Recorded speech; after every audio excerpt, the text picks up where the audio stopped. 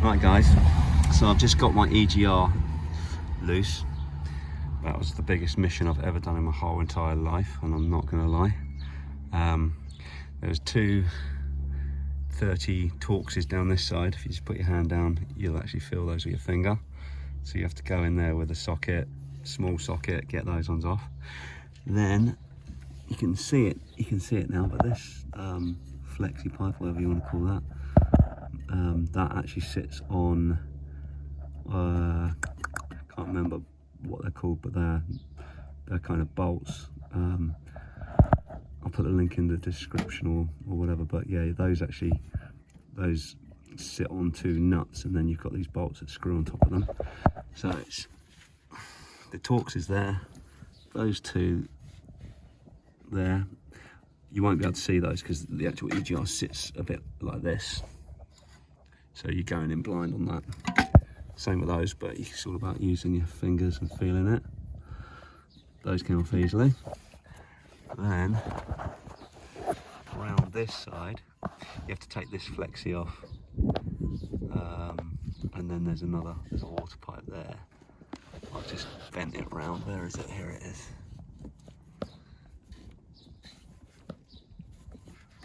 That's got a load of coolant in it, but I just twisted it round.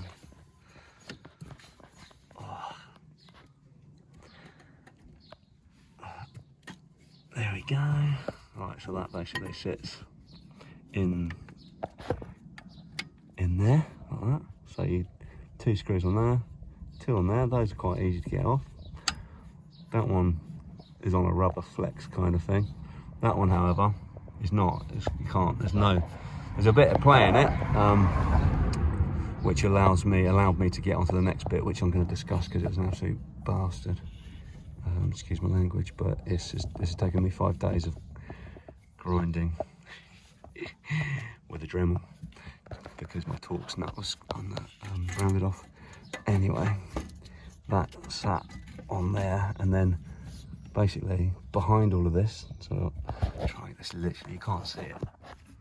You can see it at an angle actually, but yeah. Anyway, behind all this, there's two more Torx. I think they're 30 Torx, 20 or 30s. Anyway, behind all of this, I've had to literally get this Dremel and come in from the back, like squeezing this thing, right? See where my finger's pointing?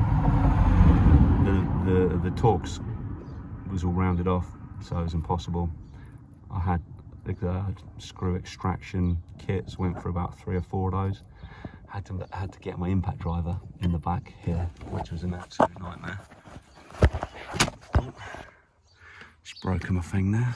I'll clip back in, never mind. Anyway, I had to get my impact driver all the way around here. I had to get it in without the battery, and then put the battery in once it was here, and had it facing this way. Just about squeezed it in. Anyway, that didn't really work. I had all sorts of settings on that. About 6 hours worth of work just to get this stupid EGR off. But anyway, what you need to do is help yourself out by taking this throttle body hose out the throttle body, tuck it down there, pop like a tissue in so you don't get any dandruff or anything fall into your intake. Take this hose off here. This one here goes actually on your, I think that's a coolant. So when you pull that off, be ready for coolant to drip out. But you're going to lose a little bit anyway, because once you get that water coolant pipe off, it all comes out of there and from in there. But don't worry about that. Where's the switch? There's a switch. There's a sensor that clicks in there. Where have I tucked it? Here it is. This one. That clips in there. And this valve here, I think this is a vacuum hose or something I've tucked up here somewhere. Out of the way, there it is. There, so that goes on top of there. But for now, because apparently these are quite hard to wriggle out of the gap, got to get all this out of the way. Anyway, so once it's out, I'm going to take off all of these. See these ones here? That comes apart. I think there's a little gasket or rubber thing in there. So this is where I believe it's like a radiator kind of vibes.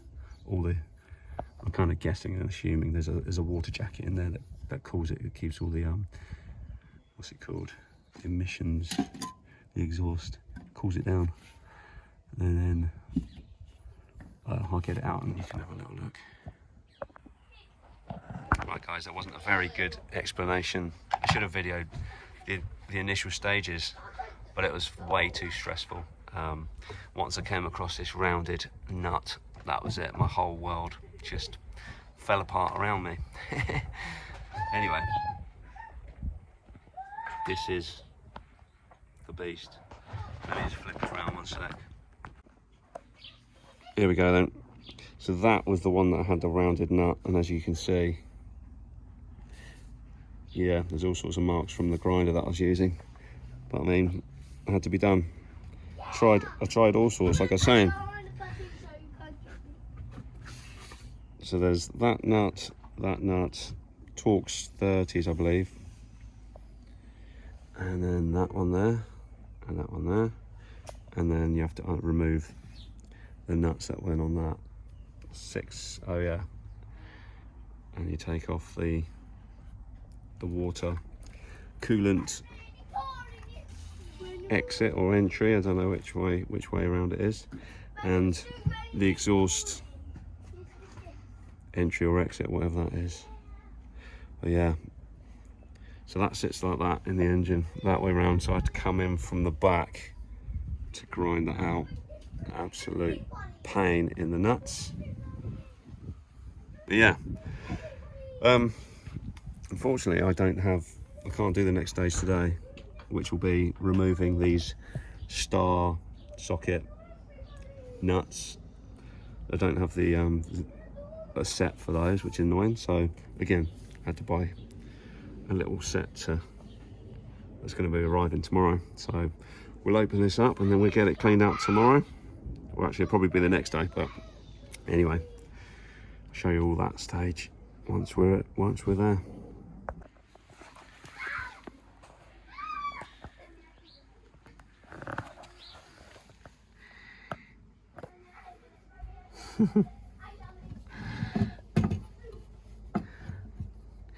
The bane of everyone's life if you drive a Volkswagen Transporter or diesel car of a certain generation, the EGR system. So yeah, the gases travel around loads of pipes in here, and then the water jacket, like the coolant goes in there and kind of creates like an area that cools the exhaust fumes. So when the exhaust fumes exit, I believe it kind of gets caught in the DPF system, so it comes out of here at a certain like cooler temperature, and I guess that means the particles are easier to collect or something. I need to do a bit of research, but I'm assuming it's something along those lines. A lot of people delete these, but I mean, you can fail your MOT if you delete it, unless you know a guy, if you know what I mean. Yeah, might have to just buy a new system if I can't get it cleaned up, but we're going to give it a go. But it's about £1,000 if you take your van to the garage and you want them to to get them to replace this. Yeah, I think you can buy these new for about 350. So worst case scenario is I'll buy a new one for 350 and get it fitted in. Yeah. So the tool arrived today, star socket kind of piece. So number, what does that say?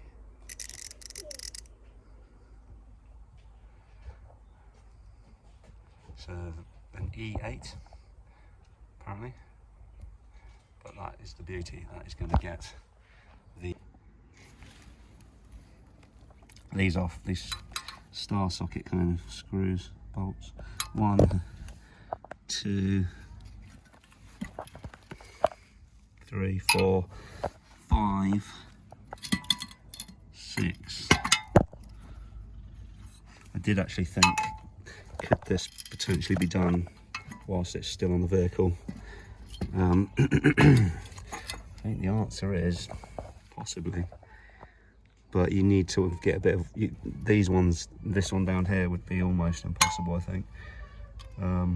Some may have done it before, but you probably have to loosen these off anyway to try and get some play and some movement in here to be able to wiggle an extension onto it. But anyway, I'm just going to take all these off. I think there's probably a gasket in here, and then remove all that and see what the damage is. See if we can get it cleaned up. Okay, the saga continues. Can't get onto the nut. Can't get onto that one there because this pipe is right in the way. So yeah, the saga continues. We've got to take that off basically. Different type of nut again. It's one of those spline ones. Cheers, Volkswagen. Absolute mission. So yeah, I've just turned my shed upside down. I knew I had some somewhere. This 10mm spline jobby. So yeah, take that off. Hopefully it'll come out easily. Most of the nuts have I've loosened. All the other ones, none of them snapped off or sheared off. Thank God. Yeah, so let's get these spline nuts out then. I've got one more to do, and then she should come apart. A couple of those nuts look completely. They look like an accident waiting to happen. Some of them are clean, some of them are a bit rusty, so might have to replace those. We'll see. Let's get it apart first. Right, you see it's coming apart on its own, which is good because I thought it might be corroded together or something. I don't know with these old parts. Oh, oof. What the hell? That's definitely going to cause a bit of a EGR sensor light. We're going to stay at it. It's absolutely caked. I don't think it's rock solid as well. What the hell? Surprised the van's been able to drive. This is the other side. What? That is crazy.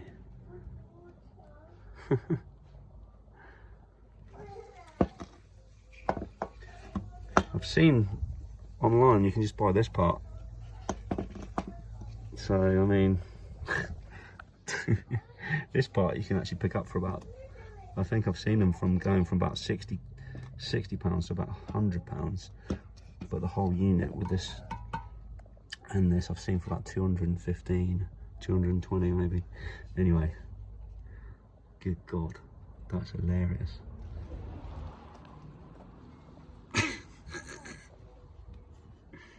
What is going on?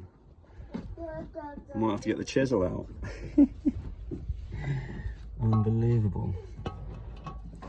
Anyway, right, I'm gonna go and have some dinner and then we'll get to the cleaning a bit later.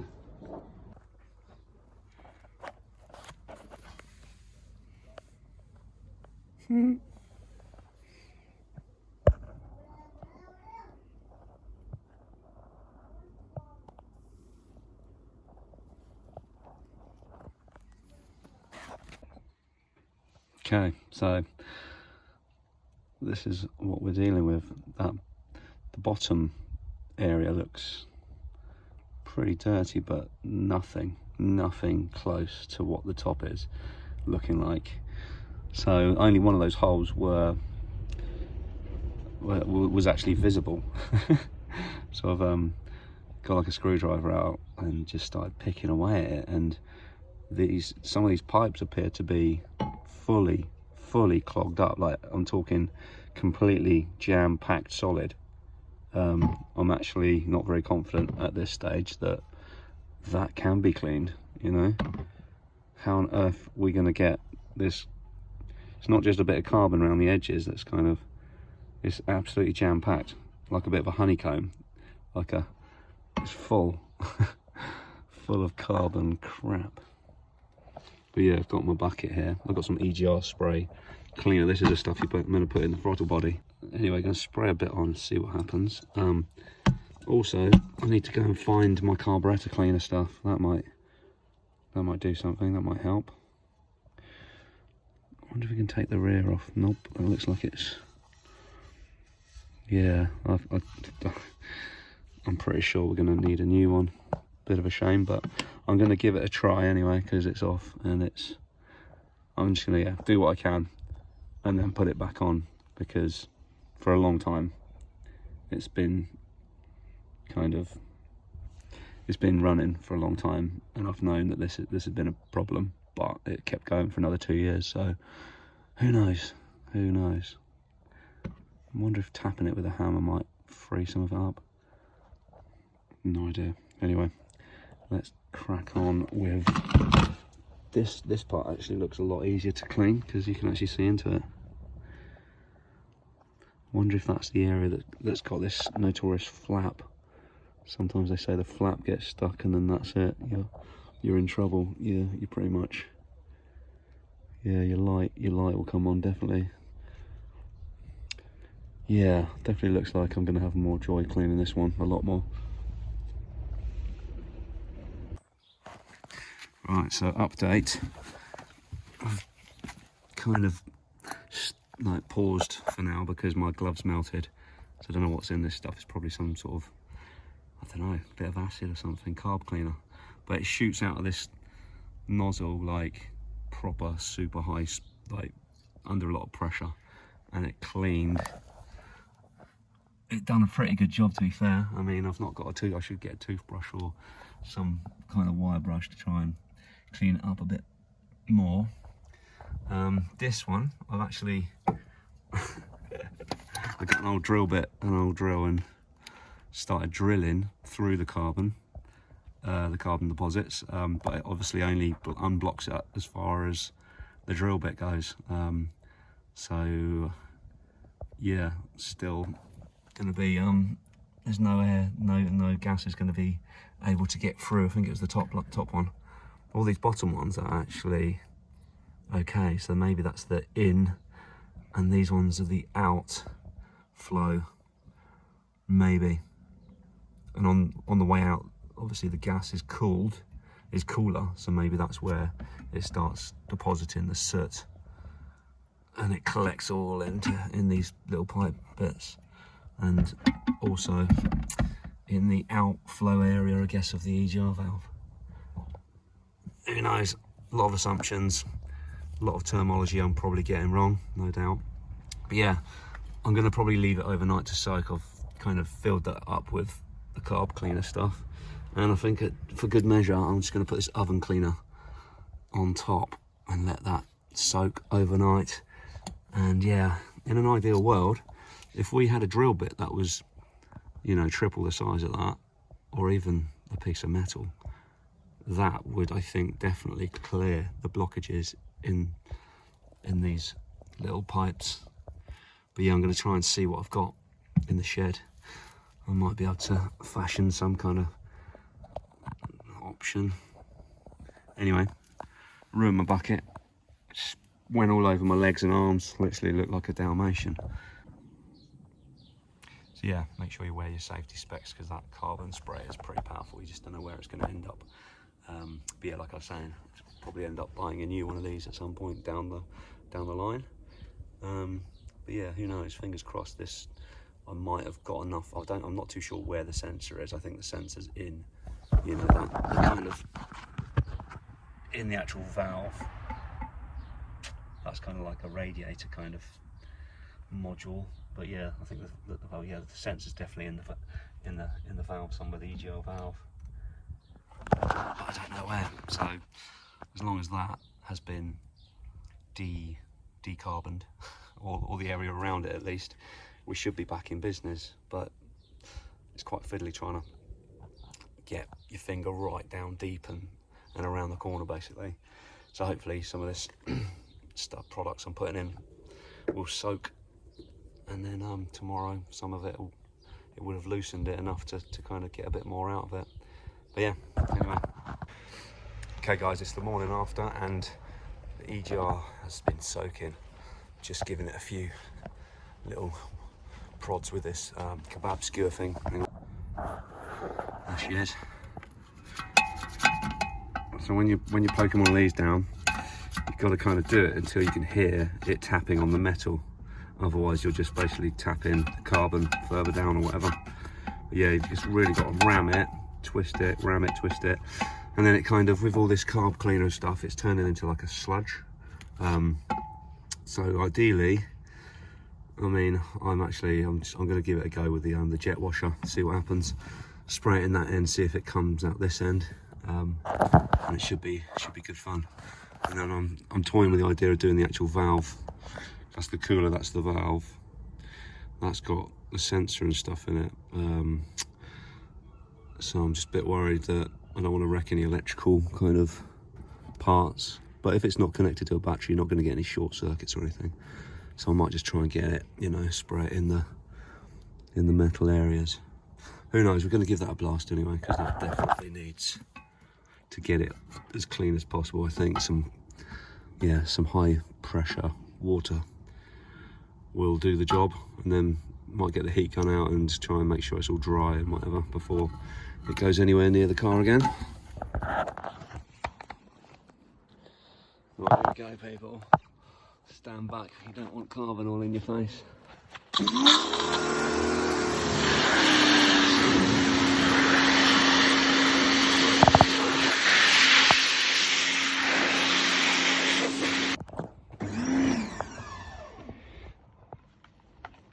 I think it's working quite well actually.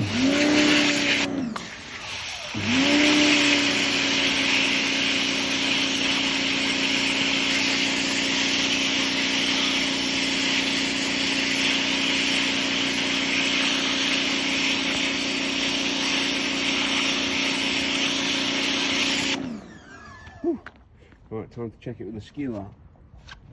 Although I don't want to put a dirty skewer back in there, do I? Let's give that a quick blast.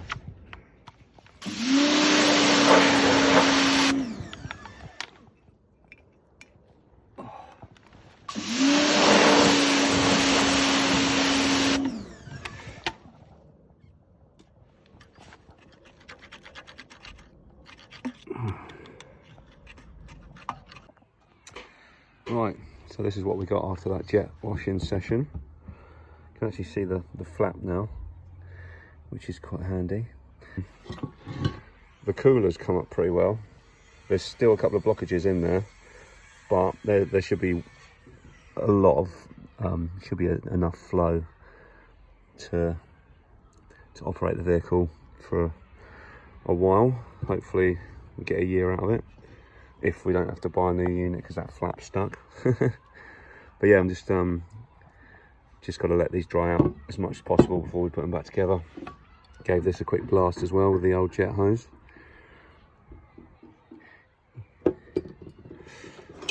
This kebab skewer, managed to stab myself with it because I was going a bit wild trying to get everything done so quickly. So yeah, I've got a little bit of a bandage going on there. Yeah, not looking forward to getting this back on because of how awkward it was.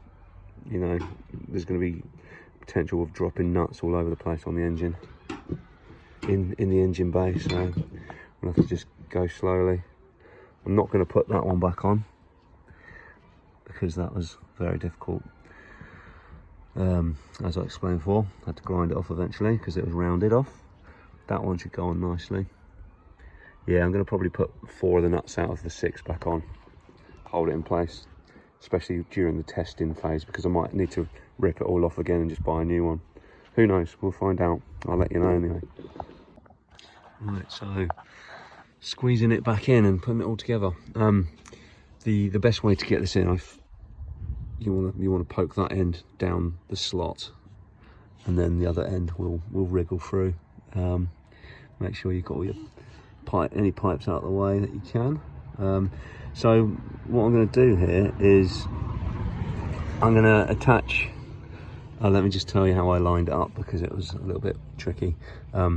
Because my bolt sheared off on this side, you know, around the back here, can't see it, but the one that's actually behind all of this and around the back, that one I had to grind off, like I said.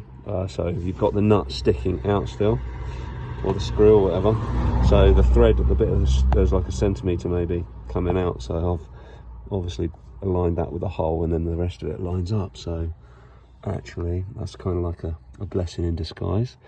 I've put the bolts on that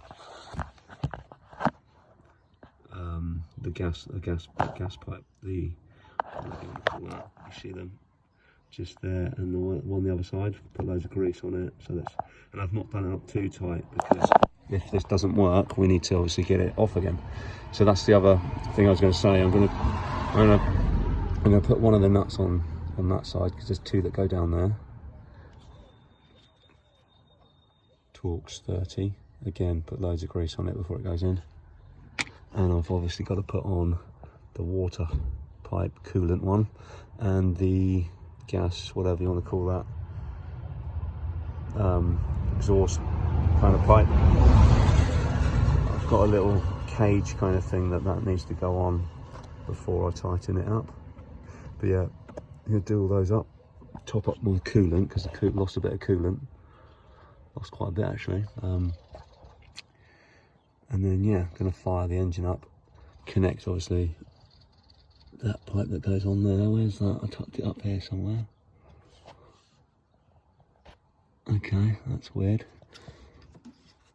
There it is. Pop that in,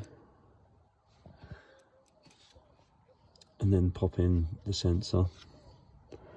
Put your coolant pipe on there. Wherever I put that, there it is. And then your throttle body, or whatever you want to call that, intake thing, back on there. And we should be able to fire it up and delete the codes and see if the codes come back on. And if they do, I think that means maybe the flap is broken. Anyway, let's get this done. Right guys, so final thoughts. I've driven down to McDonald's to have a celebratory Big Mac. So far so good, no lights. It's feeling super like torquey. Feels like a different van, to be fair. I can actually feel the accelerator pedals much more sensitive. Before I couldn't really feel much of a turbo lag, but for some reason I can feel a tiny bit of turbo lag, which I guess, well, it's all connected. I think the EGR, the DPF, you know, your breathing system in cars, it's all connected in one. So if you kind of basically recondition one of the parts, it's going to have a knock-on effect for the other one. So well, I guess it's meant to be like this. And all that time when it was all blocked up has just kind of clogged the whole system up and made it all a little bit different. But anyway, I was going to say, yeah, so I'm going to put the nuts back on. Like I said before, I was just going to get away with, you know, putting the minimal amount on. But I've decided, because it's such a heavy unit, all the vibrations of the road, it's not gonna be any good for the pipes that are holding it on. But at least now I know, fingers crossed, touch wood and everything, it seems to have fixed the problem. No more limp mode, no more codes that suggest that we have got an EGR issue. So yeah, gonna get the bolts tightened, and yeah, I hope this video's helped a lot of you. It is a bit of a big job, but it's better than paying a garage £1,000 to do it. And yeah, if it needs doing in 2 years' time, you'll know what to do. And yeah, hopefully it won't. Hopefully you won't get any rounded nuts like I did. It's going to be a hell of a lot easier if all your initial torque screws and everything come off without much drama. But yeah, anyway, like and subscribe, and if you've not already seen it, I've got a DPF regeneration video. It talks about canister and how to force it through. So check that one out if you get time. Cool, thanks guys.